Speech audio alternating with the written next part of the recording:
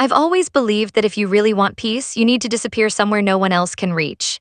For me, that somewhere was a private island I'd bought with my life savings, a $3 million slice of paradise tucked away from the chaos of the mainland. The kind of place where the water sparkles like glass at sunrise, the palm trees sway just enough to make a perfect hammock swing, and the only alarms are seagulls shrieking in the morning. It was heaven. Until HOA Karen decided to make it her personal mission to ruin it. It started innocently enough. I was sipping my coffee on the dock, watching the sun stretch across the water when a courier boat delivered a single envelope. The return address was unmistakable: Karen, president of the High Tide Shores HOA. I laughed at first. HOA on a private island, my island? Surely this had to be a joke. I tore open the envelope, expecting perhaps a polite note or a misdirected bill. Instead, I got a 6-page tirade on unauthorized structures and violations of community aesthetic standards. Apparently, my new dock was too long. My boat was too shiny. Even the way my garden gnomes were arranged was inconsistent with neighborhood character. I almost choked on my coffee. For a moment, I considered framing the letter as a modern work of comedy. The overconfidence in every word, the sheer audacity to claim authority over land I purchased outright, it was almost impressive if it weren't so insulting. I set the letter down, shaking my head, and muttered, "Well, Karen, welcome to my world." I should have left it at that, I really should have. But something about the tone of the letter, the smugness I could almost hear in her words, told me this wasn't just some bureaucratic oversight. This was personal. I didn't know her, I'd never even met her, and yet here she was, like a self-appointed sheriff of rules that didn't exist. That evening I walked along the shoreline, the envelope clutched loosely in my hand. The water lapped gently against the sand, and the sky burned with the gold of a setting sun, but I couldn't shake the feeling that this storm wasn't going to be weathered quietly. The letter implied consequences, deadlines, fines, words that would terrify most homeowners. But I wasn't most homeowners. I've dealt with my fair share of confrontation in my life, and I know how to read between the lines. This was the start of a battle. And the battlefield was my home. By nightfall, the calm of the island was pierced by the small thrill of anticipation. What would Karen try next? Would she send more letters, hire someone to inspect my property? The thought made me chuckle. She had no idea who she was dealing with. The island was mine, legally, undeniably, and I wasn't just a homeowner, I was the law. I poured myself another drink, settled into my hammock, and imagined her face reading that letter. She probably pictured me panicking, trembling under her demands. If only she knew. I glanced at the horizon, thinking about the quiet mornings ahead, the fishing trips, the endless peaceful nights I had envisioned when I first bought this island. And then I realized something chilling. This wasn't going to be about peace anymore. It was going to be about proving boundaries, about showing Karen that some lines shouldn't be crossed, and about defending everything I had worked for. The first shot had been fired, not with guns, not yet, but with paper, ink, and ego. And as I watched the waves glint under the moonlight, I felt a small grin tug at my lips. Let Karen come, let her try. Because the island was mine, the law was mine, and Karen, she had no idea what she was walking into. And just like that, the calm, idyllic life I had built began to crack at the edges, as though the wind itself was whispering. The real story was about to begin. I thought the letters were bad. I thought the deadlines and fines were enough to make me roll my eyes and move on, but nothing could have prepared me for the sight that appeared the very next morning. A speedboat cut across the water, glinting in the early sunlight. At first, I thought it was just a local ferry or some tourists until I saw her. Karen, in person, standing on the bow like a self-important monarch surveying her kingdom. Behind her, 2 men in stiff navy jackets, badges pinned crookedly, followed like her personal entourage of HOA enforcers.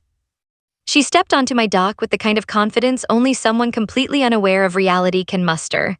High heels clicking on the wooden boards, sunglasses reflecting the water, and a stack of papers clutched in her hand as though they were a sword. Her smile didn't reach her eyes. That was my first clue she didn't understand the situation she had just walked into. "Good morning," I said casually, leaning against the railing. "Can I help you?" Her eyes narrowed. "I'm here to conduct an official HOA inspection. You've received our letters, you know what's at stake." I raised an eyebrow. Yes, I read them, very thorough, very imaginative. She didn't laugh, not even a twitch. "This is serious. You have 48 hours to comply with the regulations or legal action will be taken." I smirked. "Legal action, huh? You do realize you're standing on a private island I own, right?" Her lips tightened and she glanced at the men behind her. I swear, for a moment, she looked like she might actually be reconsidering her life choices, but only for a heartbeat. Then she squared her shoulders and gave me that same condescending look from her letters. "You cannot ignore this," she said. The HOA has authority over all properties in this area. I couldn't help but laugh, a soft chuckle at first, then louder, the kind of laugh that makes people think you're entirely unbothered because I was. Karen, I said, stepping closer, this isn't a subdivision, this isn't a cul-de-sac, this is my island, and I happen to be the sheriff, which means technically you're the one who's trespassing. Her mouth opened, closed, and opened again like a fish on dry land. Her assistants shifted awkwardly, unsure if they should intervene or just quietly melt into the background. I could see the panic creeping in, the realization that maybe this wasn't going to be as easy as she thought. Still, she tried, of course she did. She held up her papers, tapping them like they were a weapon. I have the law on my side, you will comply. I leaned back, letting the breeze off the water cool my face, and let a slow grin spread. Funny, I said, because I have the law with me right here. I tapped the badge on my belt, a simple gesture, but the effect was instantaneous. Karen froze, her smile disappeared entirely. Why you call? She stammered. I just did, I replied. My voice was calm, almost amused. Now, why don't you tell me exactly what it is you hope to accomplish here before you embarrass yourself further? The two men shifted uncomfortably. They had been ready to follow her orders blindly, but suddenly the dynamic had flipped. Karen glared at me, her ego bruised beyond repair. I could feel it radiating off her in waves. She wanted control, she wanted authority, and she wanted me to quiver under her demands. What she got instead was silence and a patient, amused sheriff who had nowhere to go and everything to defend. She huffed, flipping through her papers as though sheer paperwork could somehow magically turn her words into reality. I leaned against the railing again, watching the sun glint off the water, the boat rocking gently behind her. The suspense hung in the air, thick and almost tangible. I could see her calculating, trying to find a loophole, a way to claim power she didn't have. And then she said it, the line that would echo in my mind for days. If you do not comply, we will call the authorities. I let that sink in. I didn't even need to respond. She had no idea. No idea that the person she thought she was intimidating was not only untouchable on this island, but also the ultimate authority in the area. And I wasn't about to ruin the surprise, at least not yet. For now, I let her flounder, let her try to assert dominance, let her stew in her own ego. The real fun, I knew, was about to begin. Because letters are one thing, face-to-face confrontation, that's where the real story starts. After Karen's little island visit, I thought the confrontation might settle. I was wrong, dead wrong. Within days, my mailbox started filling with what I can only describe as an absurd parade of threats. Certified letters, emails, even a FedEx package one morning, each one more dramatic than the last. They claimed my docks were too long, my garden too lush, my boat too shiny, and yes, my gnomes were still inappropriate. I swear, I've never been judged this harshly by anyone who wasn't a family member. At first, I tried to respond with humor. I wrote short, polite notes back, pointing out that the island was private property, that the HOA had no jurisdiction here, and that I hoped they were enjoying their creativity. But the more I replied with dry wit, the more persistent Karen became. Then came the escalation. Every day, a new letter or email would arrive, each one dripping with righteous indignation. The tone was no longer just demanding, it was venomous. Immediate compliance required, legal action imminent. This is your final warning, all in the same breath, like she was auditioning for the role of villain in a soap opera. I began noticing patterns. The letters always arrived early in the morning, like she wanted to ruin my coffee first thing. Some were hand-delivered by her inspection team, the two men in stiff uniforms who now seemed to shadow her like misplaced security guards. There was a rhythm to her madness, and I had front-row seats. Neighbors started noticing too. I could see their boats gliding by as they peeked over, pretending to fish while really watching the drama unfold. A few whispered supportively, "We saw her again," or "She's really obsessed, isn't she?" I couldn't help but smile. There's a strange satisfaction in knowing the world outside your private paradise is aware of someone else's ridiculous obsession.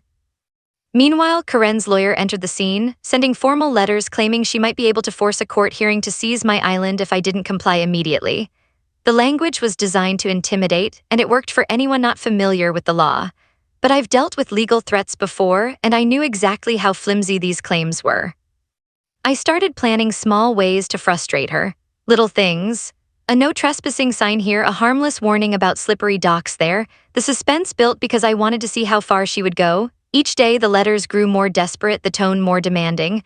Her frustration radiated through the paper and ink, palpable even from a distance.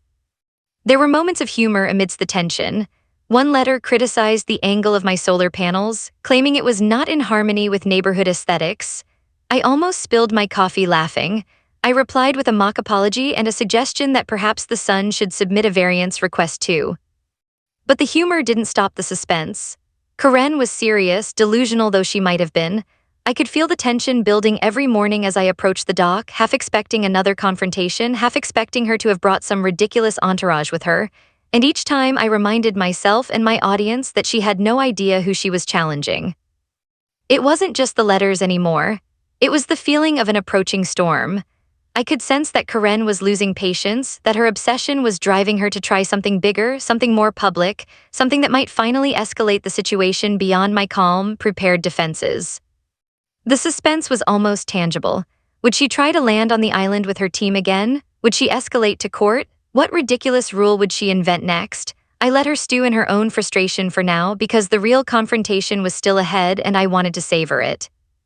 By the end of the week, I had stacks of her letters on my desk, each one a testament to her obsession and arrogance. I leaned back, watching the water sparkle under the afternoon sun. I sipped my coffee and smiled. The tension was rising, the storm was building, and Karen had no idea how badly she had underestimated me. Because this wasn't just about letters or threats. This was about ego, hers versus mine, and I was about to show her exactly who had the upper hand. I thought the letters and emails were enough to keep the tension simmering. I was wrong. One morning, as the sun rose over the island and the water shimmered like liquid gold, a courier arrived with an envelope that made my stomach tighten. Official-looking, thick, intimidating, the kind of envelope designed to make you sweat.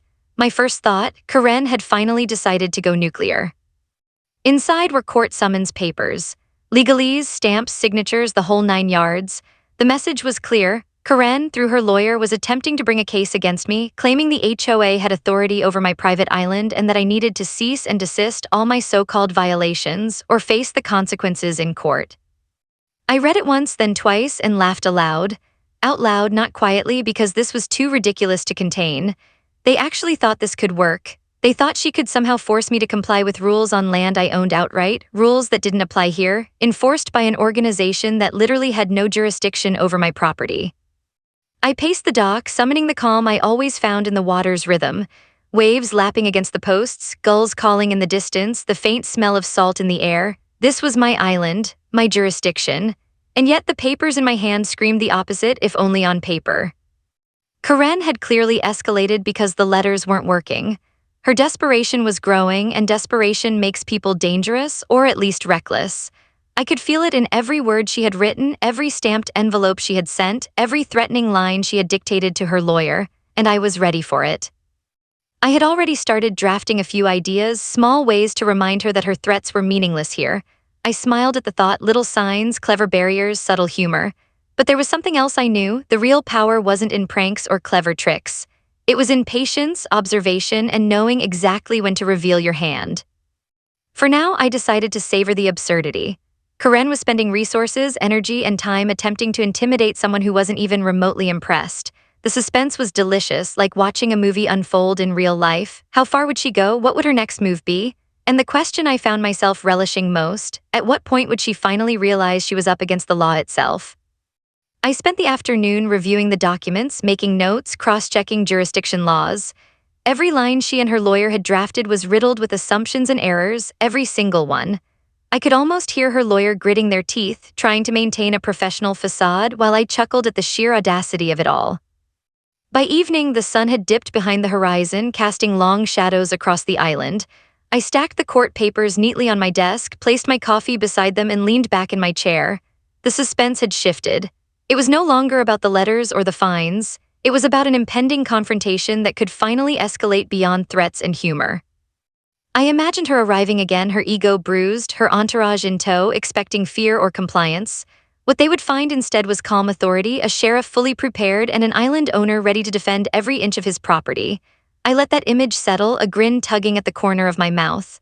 The stage was set, the tension thickening like a storm on the horizon. Karen thought she was about to drag me into court, but she had no idea what was coming. She had assumed letters and lawyers would be enough to scare me. She had assumed her rules mattered here. She had assumed I didn't have control, and that assumption was about to be her undoing. As the stars blinked to life above the island, I took one last look at the water, the dock, the palm trees swaying gently in the evening breeze.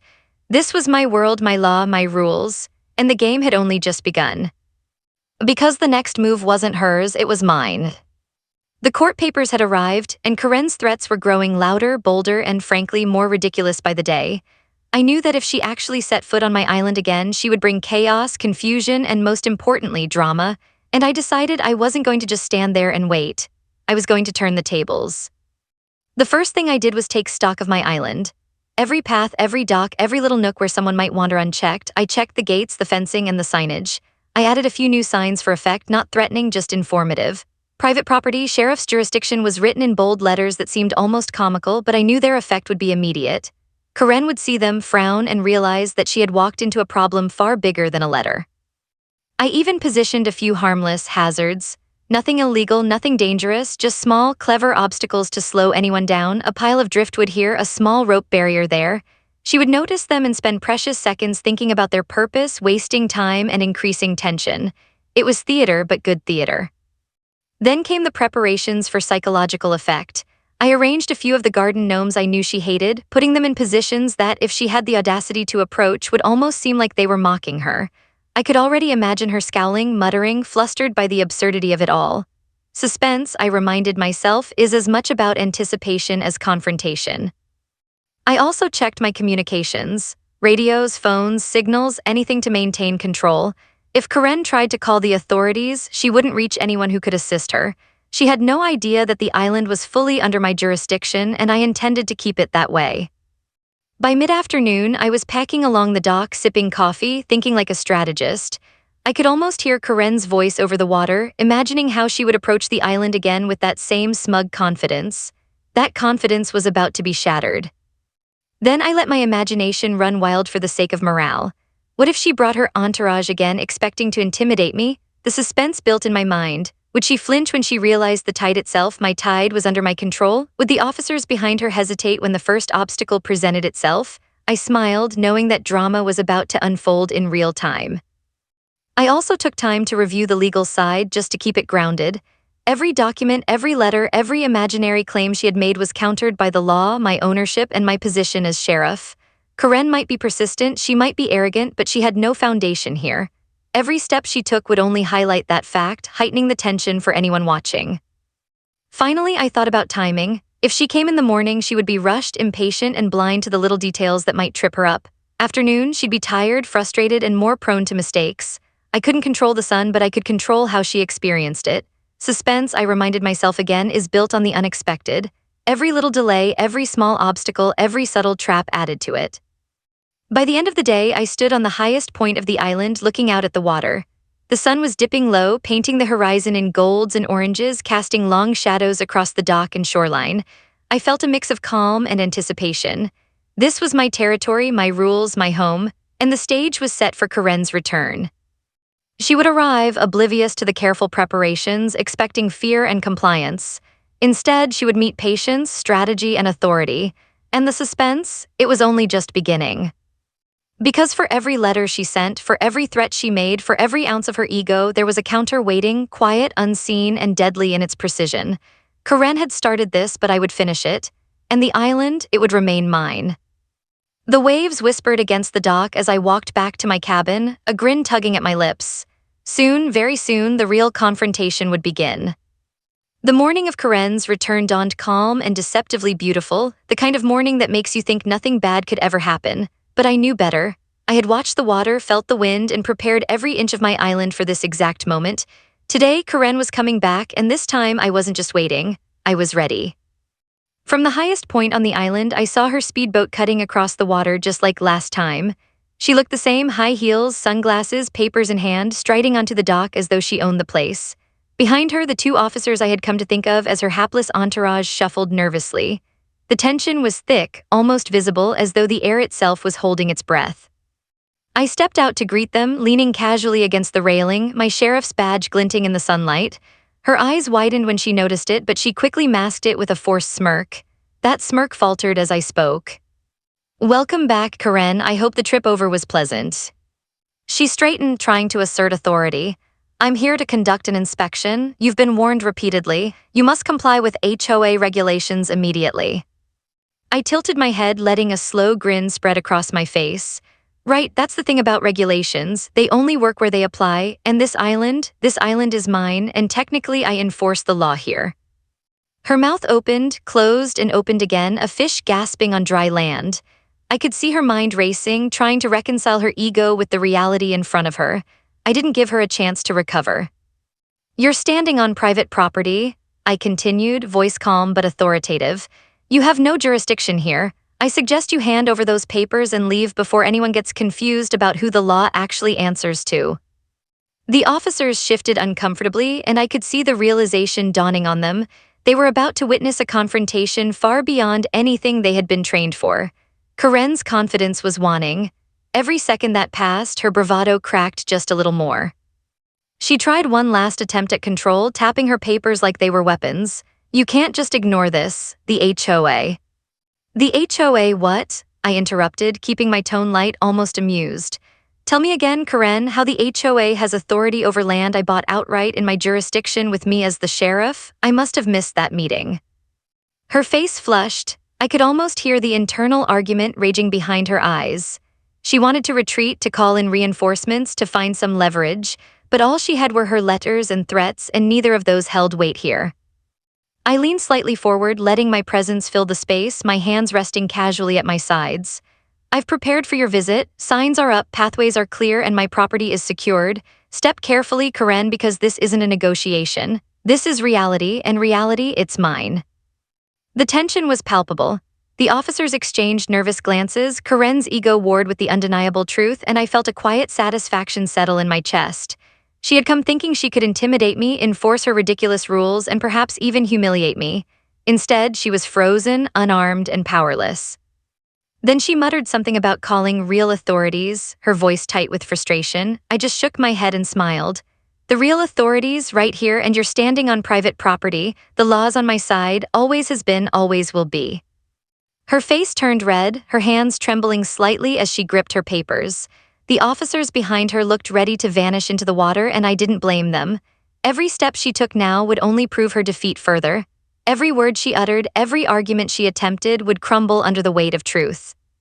The sun glinted off my badge, the water sparkled around us, and for a moment everything seemed suspended. The suspense was electric, almost cinematic. Karen had finally realized she had underestimated me. The confrontation had arrived, and I had already won before a single step was taken in defiance. I let the silence stretch just long enough to make her squirm, enjoying the theatricality of it all. And then I spoke again, calmly, deliberately. Now, why don't you explain to me why you're here before anyone gets hurt or embarrassed? Her eyes narrowed, her lips pressed into a thin line, and in that moment I knew the next move would define everything. The showdown was underway, and there was no turning back. Karen had finally arrived on my island, and by now her confidence was hanging by a thread. Every word, every gesture screamed desperation masked as authority. She had tried letters, threats, inspections, everything she thought would intimidate me, but all of it had failed. Now she was grasping at straws, and the tension on the dock was thick enough to cut with a knife. Her last resort came in the form of her lawyer. A suited man with a clipboard arrived shortly after Karen, papers stacked high, voice trembling as he attempted to assert some semblance of control. "This is an emergency injunction," he said, his words loud, precise, and painfully formal. "You are required to comply immediately or face legal consequences." I raised an eyebrow, letting the silence stretch for just a moment longer than necessary. The suspense in the air was almost tangible. Karen's mouth opened, closed, opened again, a silent stammering of disbelief. She had thought she had backup. She had thought this was her moment to assert authority. She had no idea. I calmly gestured toward the papers. "Emergency injunction, huh? Interesting. Can you tell me exactly which part of this document gives the HOA authority over a private island in my jurisdiction?" The lawyer shuffled nervously, flipping through the pages like a man drowning in a sea of mistakes. I could see the realization dawning on him. This was a hopeless argument. The suspense wasn't just for me, it was for them. Every second they remained on my dock was a second spent facing the truth. The island was mine, the law was mine, and I had the ultimate authority. Karen stepped forward, trying to salvage her ego. "You can't just, this is illegal, the HOA." I held up a hand, smiling faintly. "Karen, listen closely. You've sent letters, hired lawyers, and made threats. All of it is meaningless here. This island is fully under my jurisdiction, every inch of it. I am the sheriff, and I enforce the law in this territory. You have zero authority, zero power, and zero chance of success. The sooner you accept that, the better for everyone involved." Her face flushed a deep crimson. The officers behind her shifted uncomfortably, realizing their leader had completely miscalculated. Karen's lawyer tried to argue again, fumbling over legal jargon, but I interrupted calmly, methodically dismantling every claim he made. Each word, each explanation revealed the absurdity of their mission. The suspense peaked as Karen realized that her final move had not only failed but had left her completely exposed. The audience, if they were watching, would feel the weight of her desperation, the tightness in the air, and the inevitable collapse of her authority. I leaned casually against the railing, watching the drama unfold like a spectator at a play. Karen's ego, her obsession, her sense of control, it was all unraveling in real time. And I couldn't resist a touch of humor, softly saying, "You see, Karen, sometimes the person you try to intimidate is the very law you thought you could call in. Surprising, isn't it?" Her jaw tightened. She opened her mouth, but nothing came out. Her lawyer fumbled over papers, muttering legalese that no longer carried weight. The officers glanced at each other, knowing that their presence was now purely ceremonial. Finally, Karen muttered something about seeking other means, and I knew she was retreating, planning to lick her wounds and figure out how to claim some imaginary victory. I let her go. There was no need to push her further. Her defeat was absolute and her humiliation complete. I watched her leave, the boat rocking gently as they sped back toward the mainland. The suspense began to dissipate, replaced by the satisfaction of a battle won without violence, without confrontation, and with far more style than she could ever hope to achieve. I turned back toward the island, the sun glinting on the water, the palm trees swaying in the breeze, and I felt the calm return. The stage had been set, the threat neutralized, and the island, my home, was safe. But the story wasn't just about victory. It was about patience, strategy, and letting someone reveal their true colors. Karen had overreached, underestimated, and learned a very expensive lesson. And for anyone watching, the suspense, the tension, the drama, it all reached its peak here. The twist: power isn't always what it seems, and the law sometimes hides in plain sight. The island was mine, the law was mine, and Karen, she had no idea. After Karen and her entourage retreated, the island finally felt like it had returned to its natural rhythm. The waves lapped gently against the dock, the palm trees swayed in the breeze, and the sun reflected off the water in golden streaks. I stood on the shoreline, arms crossed, and let the quiet wash over me. Peace at last, or at least the kind of peace that comes after a long, hard-fought battle. It wasn't just about victory, it was about perspective. Karen had spent months obsessed with control, with asserting authority where she had none. She had sent letters, threats, lawyers, and inspectors, all convinced she could bend reality to her will. But what she didn't realize was that I wasn't just a homeowner. I was the sheriff, the law in this territory, and more importantly, I was patient. I chuckled softly to myself as I walked along the dock, imagining her scrambling back to her car, papers in hand, ego bruised beyond repair. I could almost see the headlines if anyone dared report this. HOA president defeated by island sheriff. The image was absurd, yet utterly satisfying. The neighbors who had watched the drama unfold from their distant boats waved at me over the water, smiling. Some had stopped by earlier, quietly ensuring I wasn't alone, while others had stayed on their vessels, witnessing Karen's overreach from afar. Their silent support reminded me of a simple truth. You don't have to face ridiculous people alone, and sometimes simply standing your ground is the most effective strategy. With Karen gone, I turned my attention back to my island. The docks, the hammocks, the fishing boats, all of it was untouched. Nothing had been taken, nothing had been damaged, and everything was exactly as it should be. I ran my fingers over the railing, a small grin forming. This was more than a home. This was a fortress, a sanctuary, and now a testament to patience and strategic thinking. I even allowed myself a little humor. The gnomes in the garden, the ones Karen had allegedly despised, were positioned in exaggeratedly defiant stances. One held a tiny flag, another seemed to point directly at the dock where she had stood. I couldn't resist. They were a silent nod to the absurdity of the whole ordeal, a subtle joke for anyone paying attention. For a moment I reflected on the months of tension, the letters, the threats, the confrontations. The suspense had been palpable, almost cinematic, and yet through it all I had maintained calm and authority. Karen had underestimated patience and overestimated ego, and it had cost her. I could almost hear the sigh of the island itself, relieved that order had been restored. Even more satisfying was knowing that the story would live on, retold in hushed tones by neighbors and visitors. The tale of Karen's failed attempt to seize a private island, thwarted by its own law-enforcing owner, had a cinematic quality all its own. Suspense, drama, humor, all wrapped in one ridiculous, unforgettable experience. I wandered to the highest point on the island, looking out at the water stretching endlessly toward the horizon. The sun was beginning to set, painting the sky with hues of orange, pink, and purple. I took a deep breath, feeling the tension of the past month's release in one long exhale. The conflict was over. Karen was gone, and my island, my paradise, was untouched and free. As the stars began to twinkle overhead, I knew one thing for certain. I had not only protected my home, but had done so with style, humor, and strategy. Karen's obsession, her ego, and her relentless pursuit had been turned against her at every step. She had tried to take something she couldn't, and in doing so, had revealed far more about herself than anyone could have imagined. The island was mine, the law was mine, and peace, true, unshakable peace, was finally restored. I sank into my hammock, a small smile tugging at my lips, listening to the gentle rhythm of the waves. Some battles are fought with guns, some with words, some with persistence and patience.